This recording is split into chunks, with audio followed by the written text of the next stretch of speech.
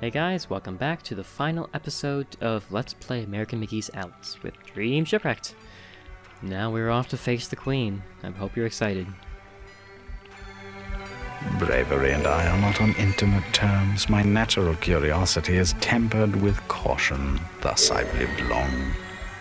But now, ignoring my instinct to flee or fib, I speak the truth without regard to consequence. Your courage deserves no less. You've suffered great pain, and you've caused some. You've endured deep grief and feelings of guilt, but you will be tested by a more wrenching anguish, Alice.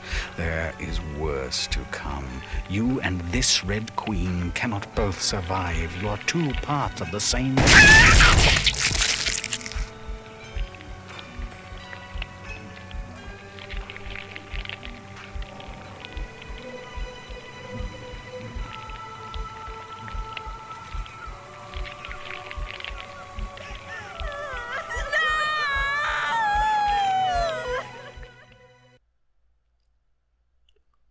You know, Alice gets over things really easily for someone who's completely insane.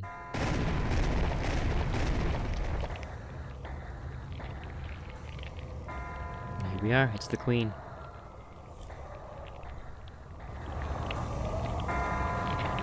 Who am I? Off with her head.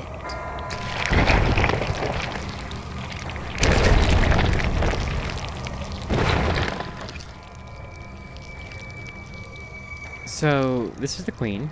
She is one ugly bitch. Very tentatively, as you might guess, and we're going to try to smack her down as much as we possibly can with our old blunderbuss. There are two of these in the back of the room behind each of these pillars, which we'll very slowly use to fill up our mana and blast her occasionally. She has a missile attack, but mostly she just uses that little particle noise there to telekinetically throw you against whatever's around you. Walls, whatever. I don't know if it actually does any damage. You don't actually hit anything, but I'm pretty sure you fly hard enough until you hit something, so who knows. We're gonna try to conserve our mana for using the big guns, so we won't be too frivolous with hitting her with things. Our old friend Jax, there's the missile attack. Jacks don't do anything here, unfortunately, just because there's that little gap in front of her, and they'll just fall into the gap.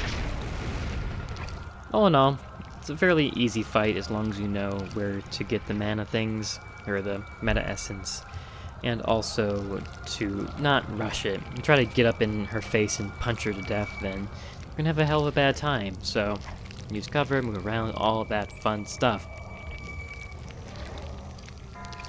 Here, we're getting force gripped. You would think that this is something that does a lot of damage, but it really doesn't, which is kind of strange. You get hit with her telekinetic attack. Actually, anything, really. It's, what, 1/20th of our health, 1/10? And there's infinitely spawning mana. I'm not really sure if this is supposed to be, like, intentionally easy, to, you know, lull you in, if you will.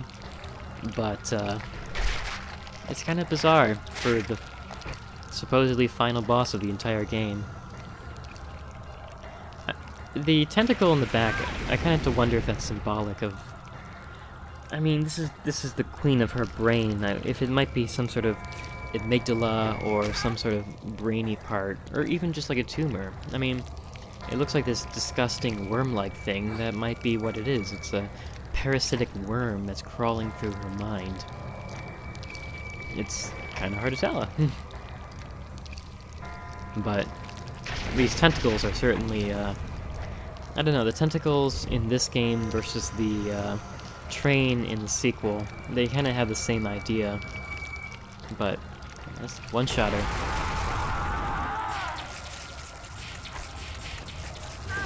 Oh, she's not dead. Wow, she's really hanging on. She lost a bunch of tentacles, but, you know, she's still plowing through, I guess. Come on, die.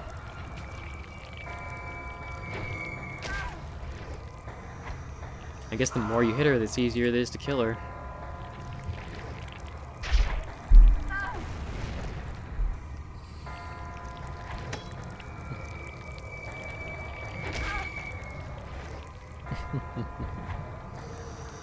There we go.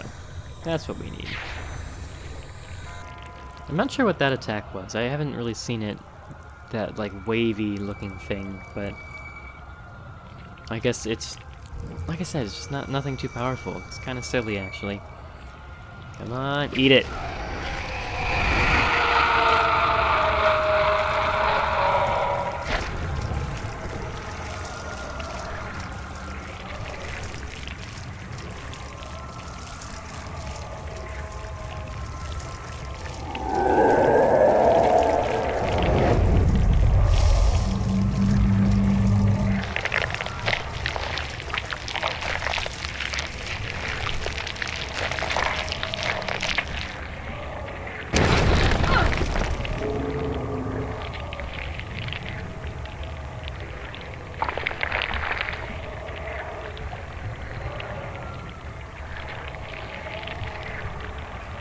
I rule Wonderland alone.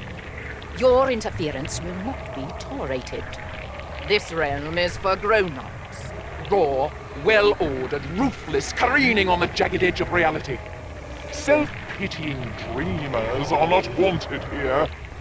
They cannot survive here. You fear the truth. You live in shadows. Your pathetic attempts to reclaim your sanity have failed. Retreat to the sterile safety of your self-delusions, or risk inevitable annihilation. If you destroy me, you destroy yourself. Leave now, and some hollow part of you may survive. Stay, and I will break you down. You will lose yourself forever!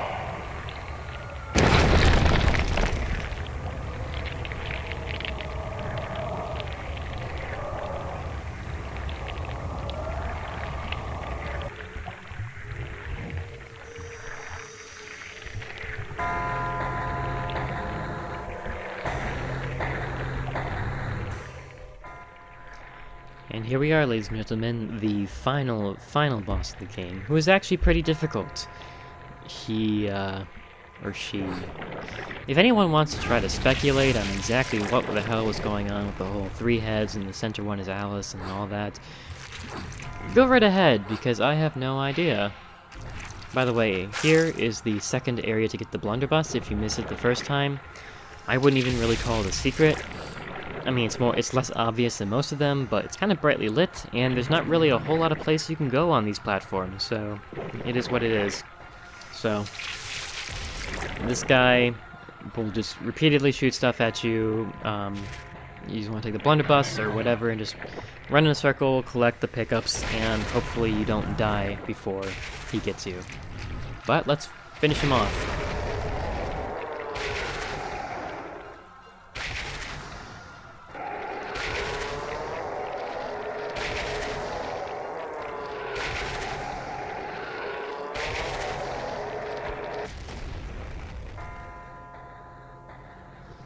It's raining meat.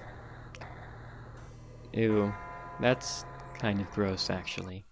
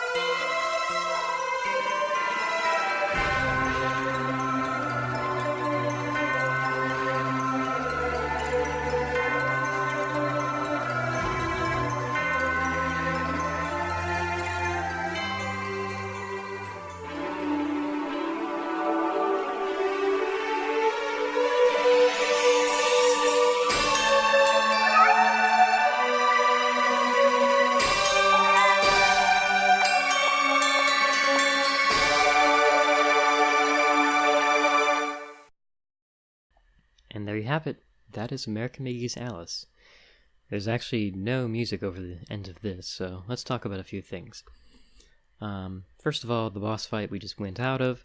I cut out a lot of it simply because A, I died repeatedly, And B, it's just not very interesting. He shoots at you repeatedly, you run in a circle and collect pickups, and you hope that your health holds out longer than his. So the ending where he blew up is basically the end of it. The glow that was around Alice when she was fighting, that she acquired when she beat the first queen, I don't believe that actually does anything. It doesn't seem to affect your jumping or your attack or anything at all. It might, boost your damage or something like that, but since there's nothing to compare against, like a normal card guard, it's kind of hard to see. What you have here, which is the Dormouse, is one of the experiments that was being run with the Mad Hatter. He's all drugged up. He's trying to replace his legs with mechanical parts and in a lot of pain. So, that it's a little bit higher resolution than what we saw before. So the ending of the game, Alice is freed of her horrible world. Everything goes back to normal Wonderland, and she exits Rutledge. The issue is that she didn't actually leave Wonderland. She's still there. It's just pretty now. So as we see in the sequel, that prettiness can always go away again, and it does turn bad. Regretfully, it's because someone was tampering with it, but it is what it is. As just a general note, thank you to Rogue. Rest in peace. You guys made some great games. Unfortunately, you're now dead. So, you tried. Not everyone can last forever. I'm trying to think of an inspirational quote, but I'm missing them. EA, go fuck yourself. All the people who are scrolling by here, good job! You guys made a pretty good game in an age where they weren't very good games, especially not horror games. Most of the games that came out in this time were not spooky, they were just violent. There were certainly some exceptions, but it's as not atmospheric as this was, it's still pretty good compared to, Quake or Doom or whatever. I don't really know. Last but not least, thanks to all of you for watching. All you wonderful people who stuck through and gave your perspectives on the stories. I really did enjoy hearing how people took it. Because like I said before, speculation is the whole fun of these kinds of games. Just to see what people think and how they can interpret things differently. So, it's been fun. I appreciate it. I'm not sure when my next thing is going to be. I'm hoping to do some streaming, maybe put those videos up but an actual Let's Play for Something Awful, I'm not really sure. But follow me on YouTube, and of course my Twitter handle is in the comments, at DreamShipWreck. Shoot me a tweet, follow me. I want to hear from all of you because I have no friends.